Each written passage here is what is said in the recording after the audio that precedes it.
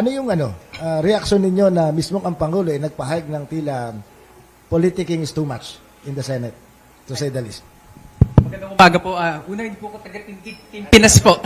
Pinas. Pero, yes, opo. Pero kahit kaibigan naman natin ng mga sinusuportahan din na yung pinaglalaban ng mga kaibigan natin sa Tindig Pinas, no?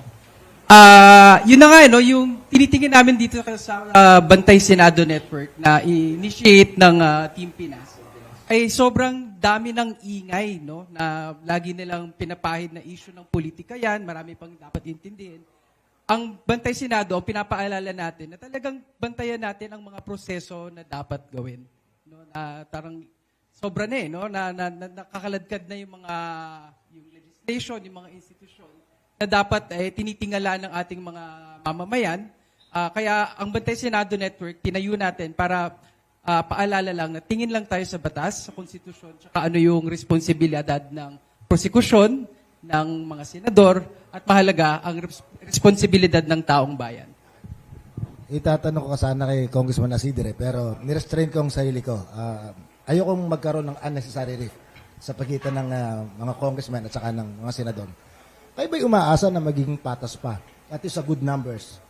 A good number ng mga senador, considering na pinakita yung Ako sa totoo naman ako ay naniniwala na may tiwala pa naman ako na sa kaparehong paraan na ginampanan ho ng mga miyembro ng Kamara ang aming role sa prosesong ito, ay gagampanan din naman ng mga senador ang kanilang role, no, under the Constitution to serve as the impeachment court. I don't see any reason to doubt that at the moment. Ang worry ko lang is kung sa lahat ng ingay na ito, hindi kaya madistract ang taong bayan. Di ba?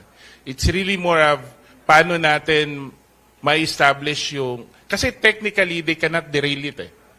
We're all duty-bound. In the same way that kami sa House, we had no choice but we were bound by the constitutional process to initiate the impeachment after may nagsampa ng complaint.